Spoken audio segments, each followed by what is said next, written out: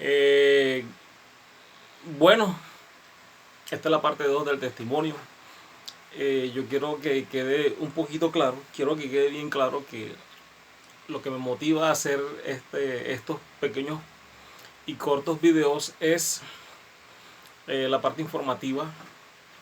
Yo quiero que mis futuras generaciones, los hijos de mis hijos, que espero que sean muchísimos, hay que llenar la tierra.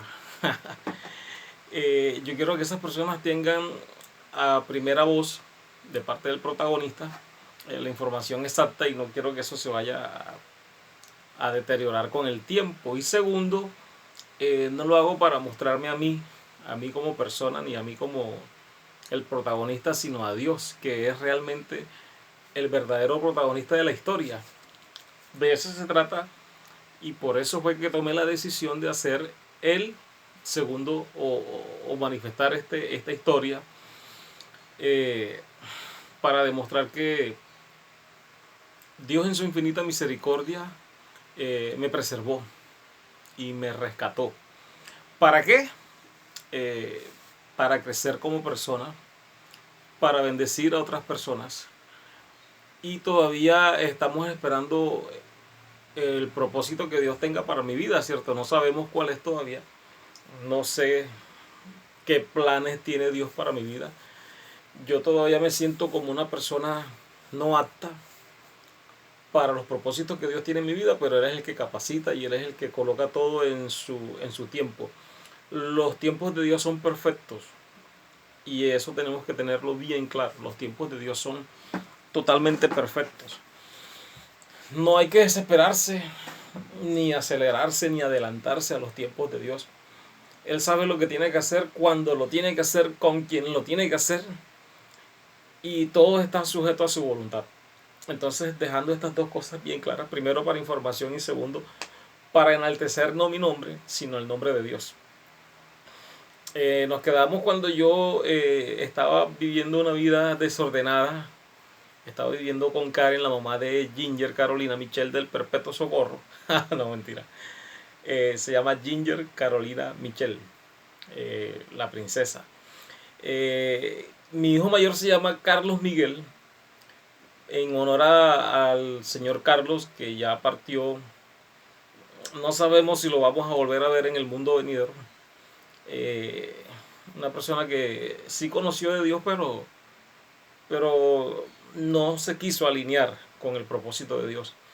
Andrés, en honor a un futbolista que se llamaba Andrés Escobar, que fue víctima de, wow, eh, un héroe de la selección Colombia que fue muerto por ¿cómo se llama? Por la poca tolerancia que hay en nuestro país.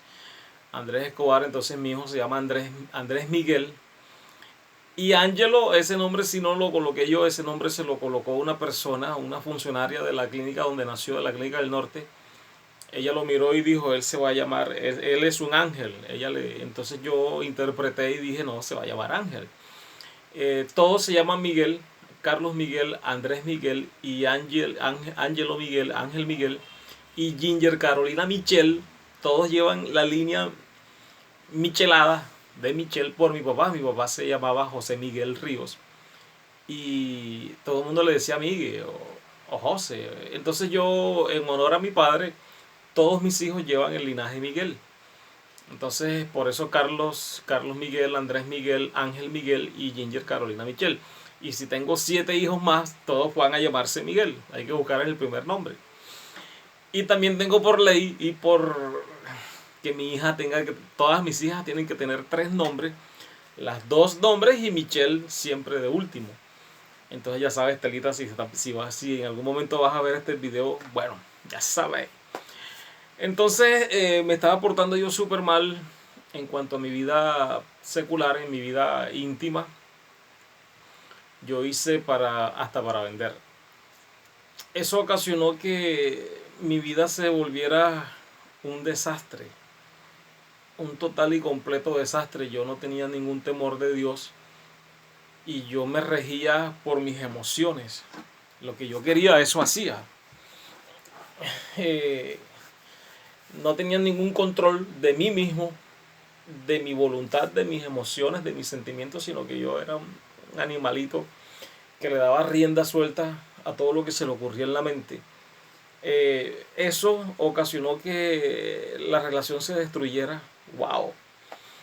Y donde empezamos a herirnos mutuamente, heridas de aquí para allá y heridas de allá para acá.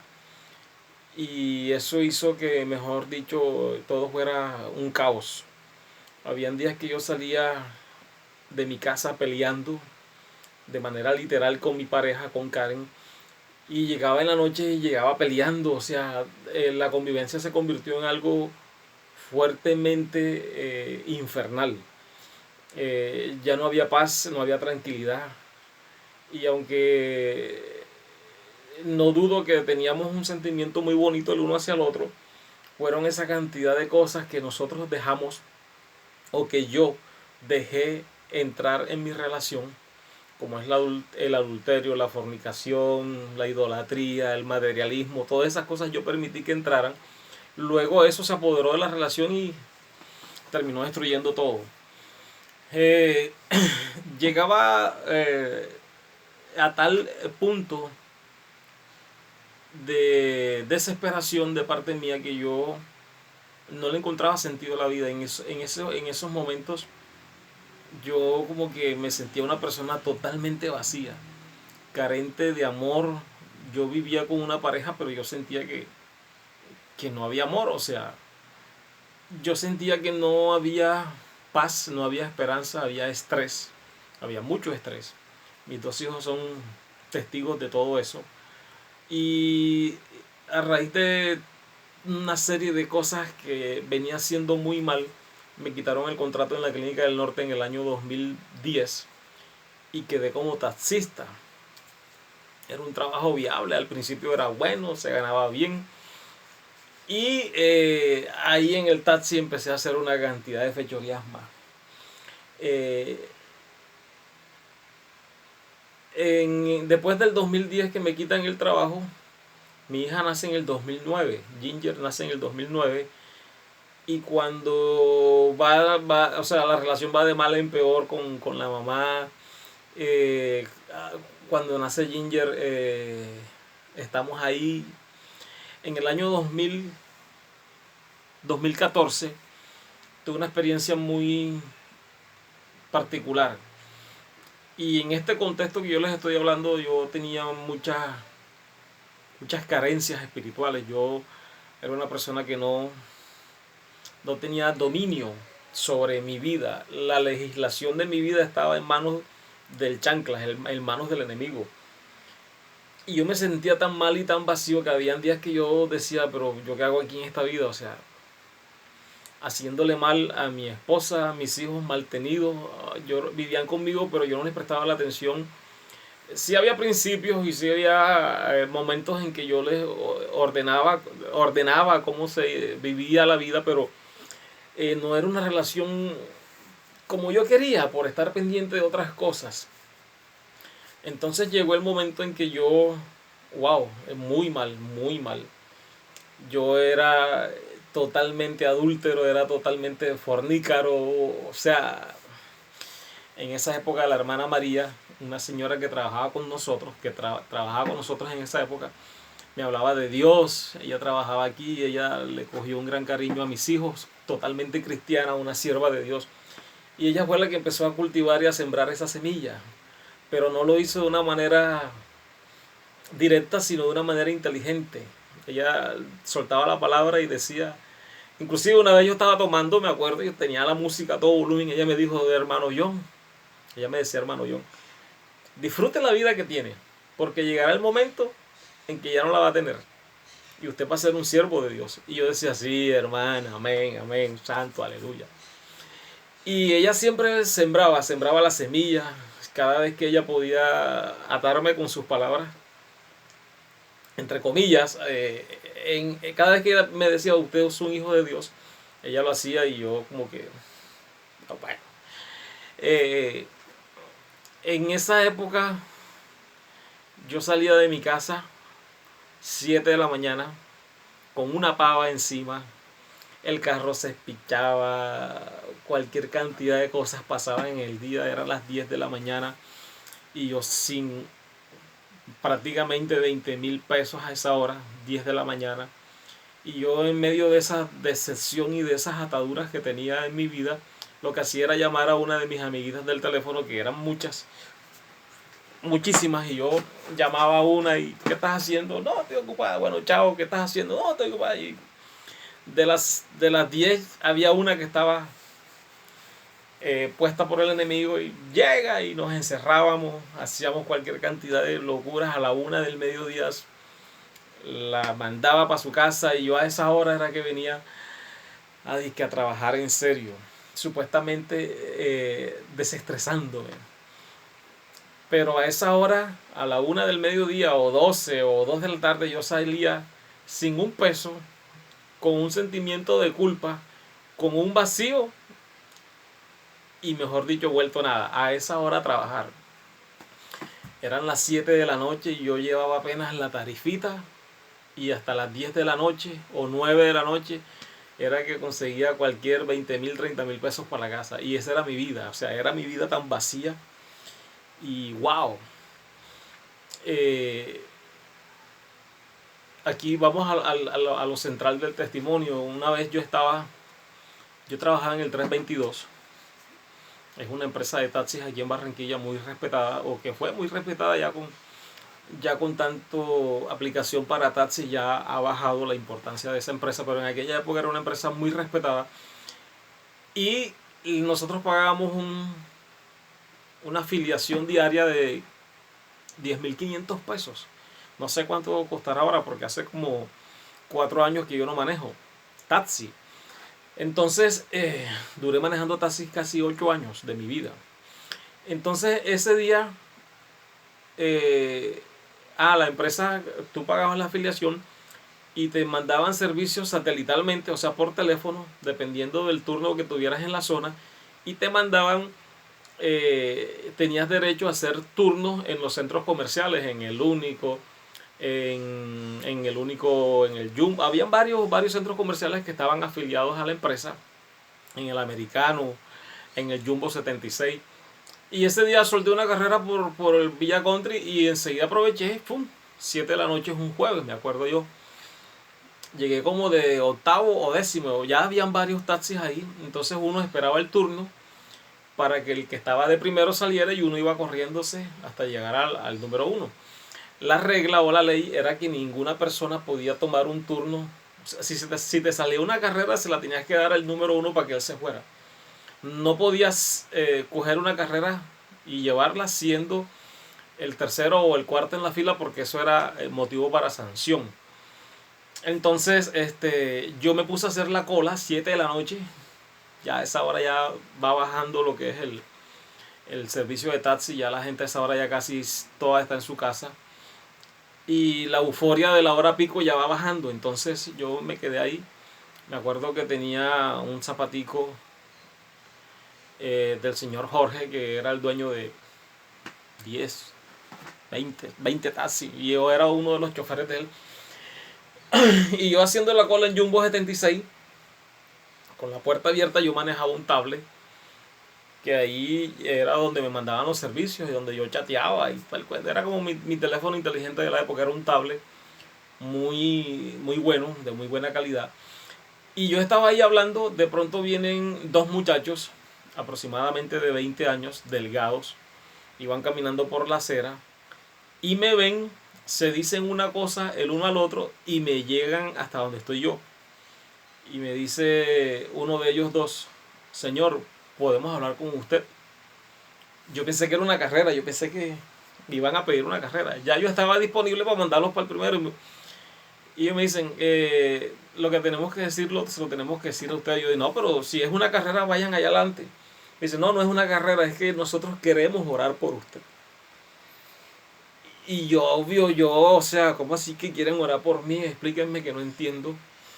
Ellos me dicen, lo que pasa es que veníamos caminando, venimos de la iglesia del Centro Bíblico Villa Country, una iglesia del estrato 6, donde van todos los ricos. Por eso uno no debe juzgar de que esta iglesia sí y esta iglesia no. Porque en todas las iglesias hay hombres de Dios. Entonces ellos venían caminando y me dijeron, no, venimos del Centro Bíblico del Norte, de Villa Country, y queremos, y ahorita sentimos, algo nos dijo que teníamos que orar por usted. Yo me quedé así como que, ajá, bueno. Me acuerdo que yo le dije, todo lo que venga de Dios es bienvenido. Entonces me dijeron, pues entonces sí podemos orar por usted. Y yo, claro, sí podemos orar. Igualito yo oré con un ojo abierto y otro cerrado. O sea, no cerré los dos ojos porque se podían jalar la tabla y adiós luz. Ellos empezaron a orar de una manera muy... Eso trajo paz. Y empezaron a ministrar y empezaron a reprender espíritu de atraco, espíritu de accidente, espíritu de hurto, espíritu de... Empezaron a atar y a orar. Y yo, amén, y amén, y en medio de la oración era amén, amén, amén. Cuando ellos terminaron de orar, yo les pregunté, pero acá, pero ¿cómo así que oraron? O sea, ¿por qué están orando por mí? Porque yo nunca he tragado entero, yo siempre he sido preguntador. Así como Andrés, y así como Ángelo, y así como debe ser. Entonces ellos me dicen, no, la verdad es que nosotros veníamos por el andén y algo nos dijo que oráramos por usted. Lo invitamos para que venga a la iglesia, al Centro Bíblico, cuando quiera venir. Yo me llamo, no sé qué, se me olvidó el nombre de ellos dos. Y ya estamos aquí y ya digo, bueno, listo. Duramos en esa conversación como 10 minuticos. Los taxistas que estaban delante de mí pensaban que era una carrera y estaban esperando a ver que si yo me la llevaba para pasar el reporte. Entonces cuando los muchachos se van, que yo me bajo del carro y quedo así como que, a que no me lo puedo creer, tío, o sea, esto no pasa todos los días. Entonces los taxistas me llamaron, ¿es acá qué pasó? Y tal, y yo pensé que era una carrera, y yo no era una carrera, ellos estaban orando por mí. Y eran como 5 o 6 los que estaban en el grupito y se echaron, ¿cómo así que orando por ti? Ya, y yo, sí, así como ustedes, yo no entiendo, pero estaban orando por mí. ¿Qué les picó? No sé. Yo, no, eso era que te iban a atracar y hicieron el paro. Igual yo no le di mucha mente, me salió la carrera y no pasó nada. Pasó viernes, pasó el fin de semana, pasó lunes y llegó el martes. El martes 9 de la noche me sale una carrera para el municipio de Galapa. Por el satelital, en cualquier barrio del norte te podía salir una carrera y eran 9 de la noche. Yo hago la última y me voy para la casa 9, llego a la casa tipo 10 y bueno. Cuando voy, yo escuchaba una emisora que se llamaba La Mega, a todo timbal. Y yo voy y cómo se llama y dejo al usuario en el pueblo y cuando regreso todavía la circunvalar no tenía doble carril, era uno solo, por el mismo donde subías, bajabas. Y en ese momento se apodera de mí una desesperación, una opresión, algo que te oprime. Y me dice, ¿qué haces aquí? ¿Vas a seguir en esta vida que no vale nada? Acaba con esto. Eso ya lo había venido pensando varias veces. El cuestión del suicidio, por eso yo sostengo mi tesis, es que tiene que ver con lo biológico, pero también tiene que ver con lo espiritual. La cuestión del suicidio es algo muy serio que tiene que ver con lo espiritual, así como también tiene que ver con lo biológico, así que hay que estar muy atentos. Ya yo había pasado por esas crisis anteriormente, pero esta vez fue algo muy fuerte. Inclusive yo sentí la necesidad de meterme en la vía contraria del bus que venía a todo millón y eso iba a ser un solo dolor. Eso se me metió aquí. Porque es que el sentido de la vida no lo tenía, o sea, estaba muy cargado, endeudado. En mi vida era un desastre total.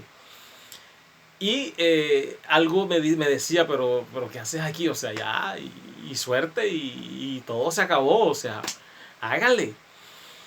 Me acuerdo que el bus venía lejos y antes los buses hacían cambio de luces para que uno o bajara la luz o se enderezara o no sé. Y yo me acuerdo que eso fue un momento eterno luchando con ese sentimiento y esas ganas de metértele de frente al bus. Y yo literalmente lo iba a hacer. Yo dije, es la forma más fácil de salir del chiquero donde me encuentro. Me fui, ¡fua! Sin pensarlo, porque es que son ataques que vienen y tú no lo estás pensando. O sea, es una posesión que tú tienes, una opresión, y eso te lleva a cometer un error.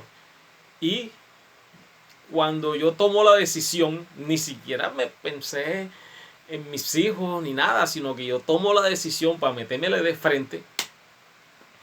Esos buses, los que viven en Barranquilla y los que saben, esos buses intermunicipales que van de un pueblo a otro, ellos van mínimo 100 kilómetros, 120, 70, 80 es suave, y ellos cuando cogen carretera, ellos dele. Yo también venía a una velocidad y yo dije, eso hace un solo olor, eso, ni siquiera voy a sentir el golpe. Y ya yo estaba programado, dominado y destinado a el pretinazo. Pero en una fracción de minutos y de segundos viene a mi mente la imagen de los dos muchachos orando por mí 5 o 4 días antes. Y ellos en la visión estaban orando por suicidio, por atraco, por accidente, por hurto. Y yo veo a los muchachos orando por mí. O sea, en ese momento el Señor Dios Todopoderoso mostró esa imagen de cuando los dos muchachos estaban orando por mí 4 noches anteriores. Yo cuando recuerdo eso vuelvo en sí. Como que otra vez volví, o sea, volví en sí. Así como le pasó al hijo pródigo que estaba comiendo lo que comen los cerdos y de pronto volvió en sí. Eso me pasó a mí literalmente. Cuando yo vuelvo en sí me doy cuenta de lo que iba a hacer y lo que hice fue orillarme hacia la derecha, prendí las luces de parqueo y ahí empecé a llorar como una Magdalena, como una niña, por más de 15, 20 minutos. Y eran lágrimas que salían de dentro de mi alma y era una opresión y yo le dije a Dios en ese momento, Dios mío, yo así no puedo seguir viviendo. Yo necesito que tú hagas algo en mi vida. Yo necesito que tú me rescates de aquí, de donde estoy. No quiero seguir viviendo así. Duré ahí llorando y llorando mucho tiempo. 20 minutos es mucho tiempo desde la perspectiva humana. Y fueron las lágrimas más dolorosas que salieron de mi vida. Y fueron las lágrimas más llenas de compasión que yo sentí, porque realmente yo necesitaba paz, tranquilidad en mi vida. Y eso yo no lo tenía. Wow, una locura total. Mi vida era un total desastre, un total desorden. Yo me acuerdo que después de esos 20 minutos yo me sequé las lágrimas, prendí el carro, apagué las luces de parqueo, me dirigí a la casa, parqué el carro donde ese se parqueaba en toda la terracita de mi casa. Me metí, ni siquiera dije buenas ni nada, me metí al cuarto y me acosté. Eran menos de las 10 de la noche, no dije ni pío. Sí escuché que la mamá de mi hija decía, vean a este, llegó aburrido, quién sabe con quién peleó. Yo lo que hice fue acostarme y no supe más. Al día siguiente me despierto, como si no pasó nada, pero ya en ese momento, en ese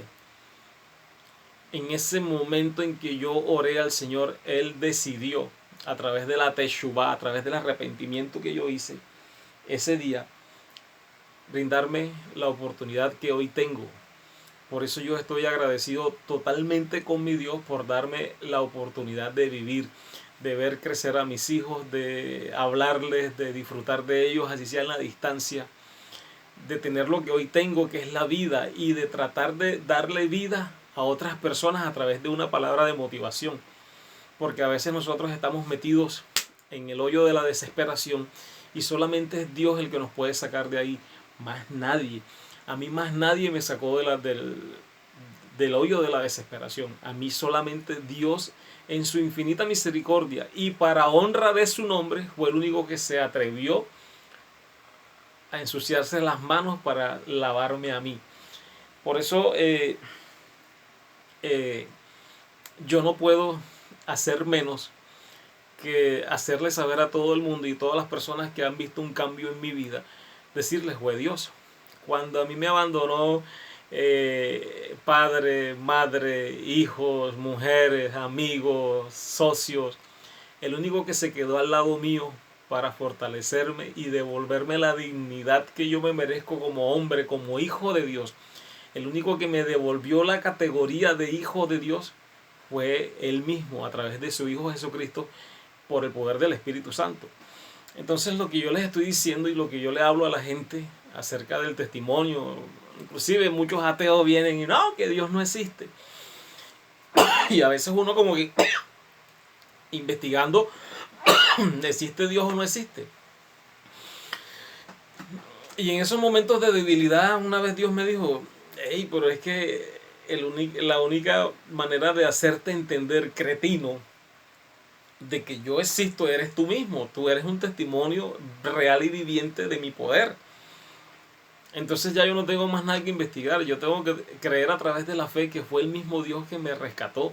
Y así como lo ha hecho conmigo, lo va a hacer con la vida de cada uno de aquellos que Dios va a sanar y a liberar y a restaurar y a salvar en su tiempo. Entonces estoy plenamente convencido que Dios es la única persona que puede sacar a una persona de cualquier lado, sea donde sea, prostitución, homosexualismo, drogadicción, delincuencia, lo que tú quieras. El único que puede sacar a Dios de ahí, el único que puede sacar a la persona de ahí es Dios, más nadie. Obvio que también tiene que ver la oración. Mi mamá duró orando por mí todo este tiempo. Desde que yo me separé de las cosas de Dios, ella oraba y oraba y oraba y oraba y oraba y oraba. Hasta que Dios escuchó la oración de ella y decidió ir en mi rescate. Entonces creo que vamos para el tercer videíto. Ya el teléfono me está avisando que corte, sale una manito así. Entonces el propósito de este video es que entiendan, y en eso comparto el pensamiento judío que dice que no importa dónde tú estés, no importa en qué momento estés pasando por la vida, no importa qué va a pasar o cuál es el dharma o el ikigai que tienes trazado para tu vida, pero si es la voluntad de Dios que tú seas uno de sus bendecidos y uno de sus hijos, estés donde estés, allí te va a rescatar Dios. La palabra dice que aunque te jueces a las estrellas lejísimos, de allá te rescatará Dios. Entonces yo confío en esa palabra porque Él lo hizo conmigo y sé que mi descendencia, mis hijos, los hijos de mis hijos, todos van a llegar a Dios, a conocer su palabra, a entender las enseñanzas del Maestro. Esas enseñanzas son las que hoy me mantienen con vida, porque el síntesis de todo el asunto y la enseñanza del Maestro es que Cristo es vida, de que Él es vida. Yeshua Hamashiach es vida. Él nos quiere dar vida y Él nos quiere infundir vida, y no una vida que se acaba cuando tú te mueres, cuando te siembran en el planeta, sino una vida eterna, no infinita, para que vivamos en el mundo venidero junto con Él. Entonces es mi mensaje, es lo que yo quiero hasta este momento explicarles. Ahora viene la tercera y última parte, espero que la última, todo el proceso que Dios vino haciendo y que está haciendo, porque todavía estamos en proceso de crecimiento. Todavía no nos la sabemos todas, pero estamos agarrados de la mano de Dios. Y una cosa le dije a Dios: nunca me sueltes de tu mano, porque el único que puede sacarte de toda destrucción y de todo momento difícil es Dios, y que todo se haga según su voluntad. Entonces gracias por quedarse conmigo hasta aquí. Ya va media hora, y gracias por todo, y que el Señor les bendiga, y shalom.